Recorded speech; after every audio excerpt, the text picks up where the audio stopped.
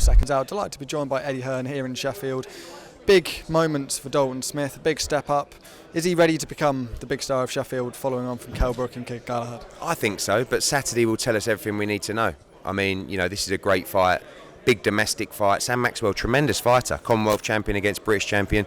Dalton Smith probably underperformed a little bit in the last two fights. Was that overhyped? Was that the opposition? No excuse this time around. I said in an interview, all of these guys keep getting hyped up, and if they don't perform, it's on them. It's on Junaid, it's on Hopi, it's on Pat McCormack, it's on Dalton Smith. I want to see scintillating performances from all these guys because we give the hype, we give the platform. You're supposed to be the next big thing. Go and prove it. And I think Dalton Smith is, and I think he'll prove it on Saturday night. Hillsborough's obviously the dream for him, but how far away do you think that is, and what does he need to do to get to that level where he can sell out a stadium? Two things. We need to build in Sheffield, and Saturday will be nice, about 4,000, but there's another level of 7, 8, 9 in Sheffield, and that will come from the bigger fights after this. Hillsborough's a different beast. We saw it when we did Kell Brook against Errol Spence. That's the kind of fight. You need Dalton Smith challenging for a world title against a big name. This city will come out. We've seen it before. We've done it before. But he's got to look good on Saturday. He's got to make a statement that gets everyone excited, particularly the city. Step up for Pat McCormack as well. I think some people may suggest it's been a little bit slow coming off the Olympics. He's obviously got a huge amount of star power and a huge amount of pedigree as well. You feel like it's time to really get that moving and start to move towards the belts? I think that's when you're going to see the best of him. I think this kid's unbelievable, Pat McCormack. I think he has the ability to win world titles. And I think if he stays stagnant around that level, you're not going to see the best of him. I like the step up against Tony Dixon. His game, he's very strong, he's fit. 10 rounds, first title. And then I want to see Pat go through the levels real quick. Keep him in the gym, keep him active, but he's very special. Just some reflections from the weekend in New York.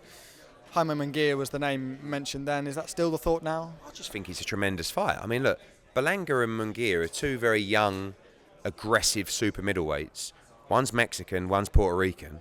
Like, you can sell out the main room in the garden for that fight. It's a great fight for American boxing. We should be pushing that fight. I mean, I think DAZN loved the fight. Oscar's been a bit cold on it, but Berlanga wants that fight. That's the one he's been calling for, and I think that's a massive fight. You mentioned Oscar there. I think a bit cold, maybe kind wording. And I've seen you going backwards and forwards on Twitter once again. I mean, when you see that coming from another promoter, what goes through your mind? It's weird, and especially when they're tagging in other promoters to try and kind of get on the bandwagon. I mean, it's flattering, and I've seen it before over here in the UK. It's a carbon copy of what happened here. You take on one of the big guys, and all of a sudden they get the others around them, the little minions, and next thing you got 7 or 8 people slagging you off, and industry people and stuff like that. But I guess it's part and parcel, and I guess I've learned over the years, like every morning you wake up, you got bundles of abuse. Could be from a fan, could be from a fighter, could be from a media outlet, could be from someone on the radio, could be a promoter, and you just it just ends up bouncing off you. I mean, it's very difficult earlier in your career because it can get you down, but after a while, I'll read it up and someone will, have you seen Oscar? I'm going, oh, what's he done now? Oh, like, what's he doing? So, yeah, I just, it's part and parcel, but flattering at the same time. Moving on to the big news surrounding Anthony Joshua, was the rematch clause the big barrier, and has that now been overcome? Yeah, I mean, look, he should have a rematch clause. He's fighting Deontay Wilder for 50 or 60 million. He's risking it against Dillian Whyte. He's a massive A-side in the fight. Yeah, he has a rematch clause. Against my will, whatever you want to call it. AJ said last night, I'm not bothered about the rematch clause, just make the fight. So I've gone back to Dillian Whyte. We've given a new contract, completely basic, saying, here you go, no rematch clause, August 12th's the date, off we go. But when I sent that email 10 minutes later, the story was all over Sky Sports News, and it just makes me wonder what the plan is here. So at least we find out now. No rematch clause, August 12th, money you agreed.